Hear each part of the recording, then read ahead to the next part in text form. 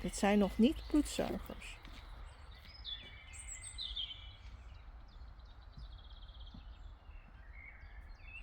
It's the same calendula and I'm placing my hand next to it. But these calendula were planted here just 2 weeks ago. So seedlings that came from the same tray, sown from the same day, grown in the same way. So this one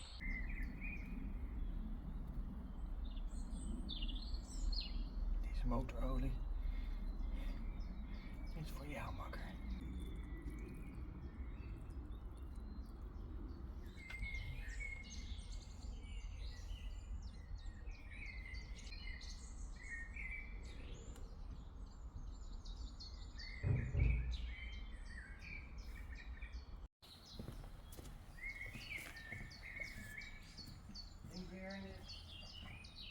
the year after. And you can really see that well. The most flowers that we got were on this old stem, which is pretty thick, and I pruned them.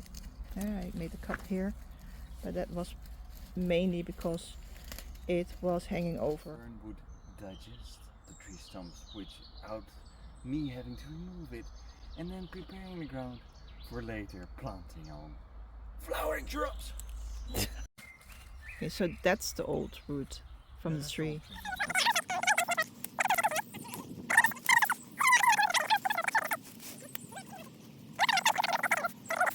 Or do you think that's a nest? Which one? I think a little cutting of raspberries along, so that raspberries are also growing on tops later on the wood. Well, that's interesting. Let's see if it works. It wasn't meant for that. Well, it doesn't matter.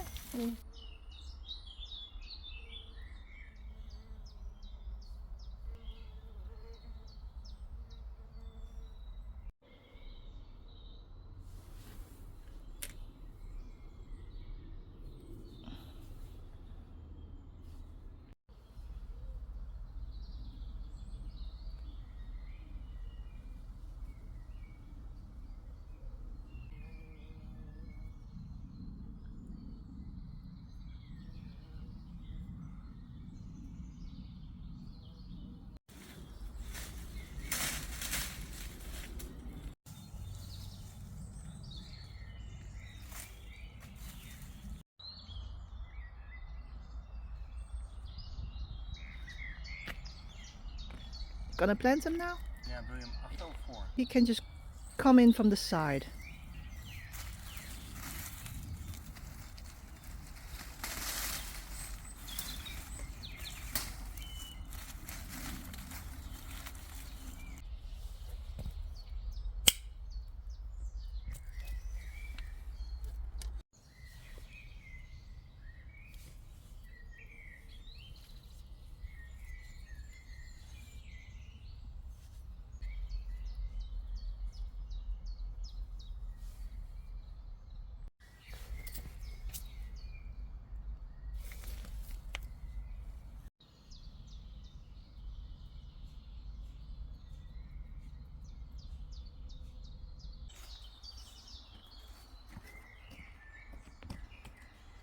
That's a good place.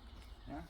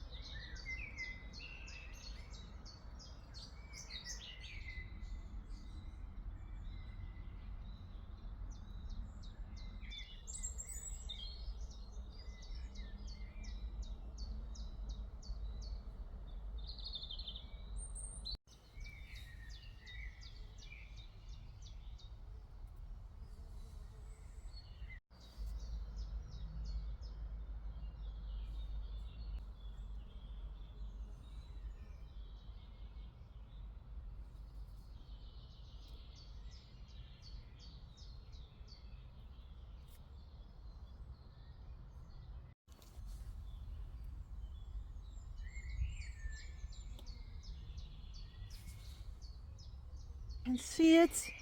So this part is supposed to be the head and this part is supposed to be the back. And every year this shrub will try to send up new shoots because it doesn't like it. The way that we prune it is not optimized for receiving light, of course, just for form. And similar with the other one, it's the same species.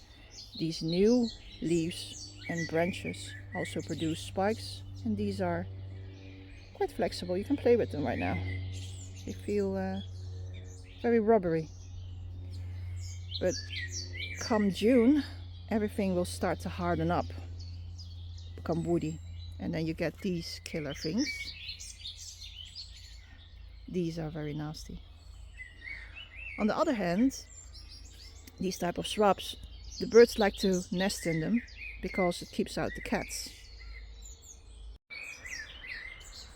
Every year we cut this shrub into shape, and it took a while, but what we're aiming for is, I think, a peacock shape, or at least some kind of a bird with a crown and a long tail. But around this time of year it usually starts to produce new leaves and shoots. So this one, for example, is from this year, and this particular shrub has a lot of spines, but when it's new growth it's actually still very bendable, almost like rubber. So when you prune it now, the new shoots won't really hurt you that much. But I can show you a branch with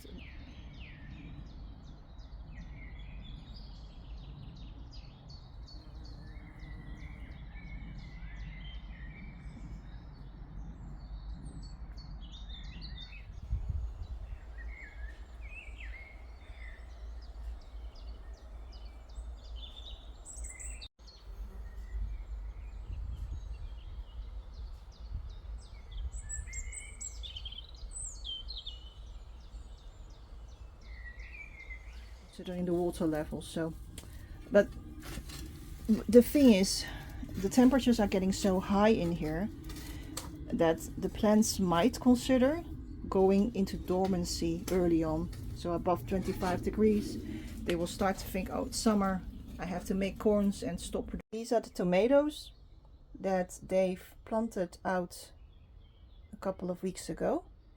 Remember that the tomatoes were getting really leggy inside, and we've planted them very deeply.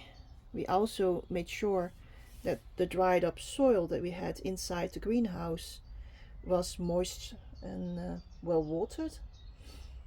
And after that, Dave didn't really water them every day. I think he watered them maybe once in 5 days when I was gone. So he took care of the plants, but in general he said the tomatoes didn't really need that much watering.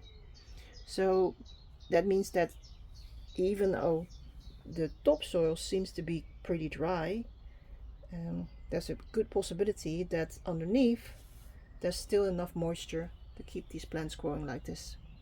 And you also see very obviously here that there's a difference in color. So the growth that they have produced inside was very pale, and now once outside in the sun, or in the greenhouse, in the warmth, and also with the roots in the soil with more living flora and fauna in there that they can interact with, they start to produce more green, dark green leaves. So I think that this looks more healthy. So yeah, it's usually also a sign that they have taken on.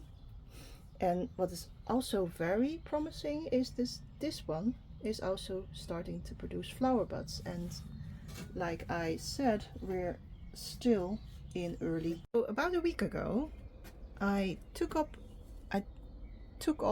the top of these zinnias, and the idea was that the tip was very leggy, and by cutting off the tips I wondered if new shoots will appear. And they did. So this is the growth of about a week after I've done that quite radical procedure. So yeah, you can do this, and you can possibly even get a little bit more flowers out of it, because most of these stalks that I have left behind have now 2 stem buds there, so that's promising.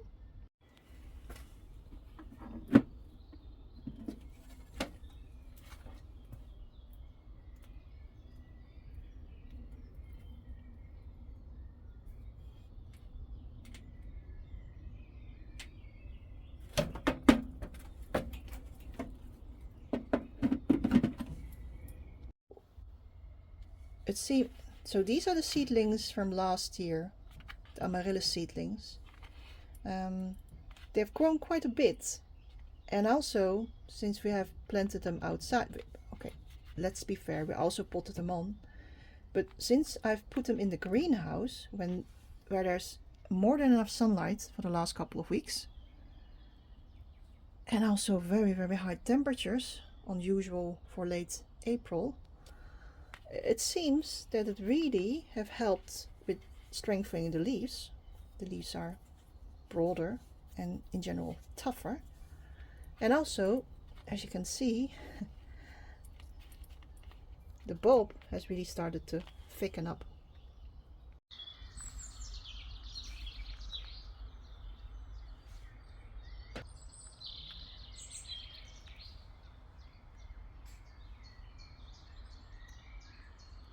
So I've never grown ranuncles before, and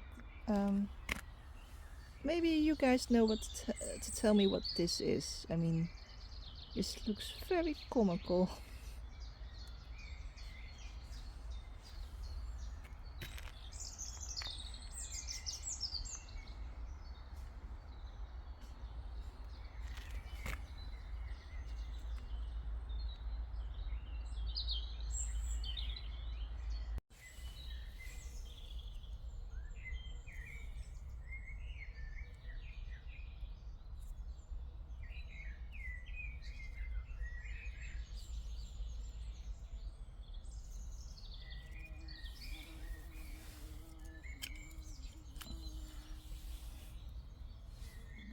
We have moved out the tulip pots outside today because the tulips have finished flowering, and I wanted to use the space to grow other flowers. When we're sitting in the patio, it's nice to look at the display, and most of the flowering plants are not performing well in shade. So one of the flowering pots that we're going to move into the spot where the tulips were is the ones that contain Dama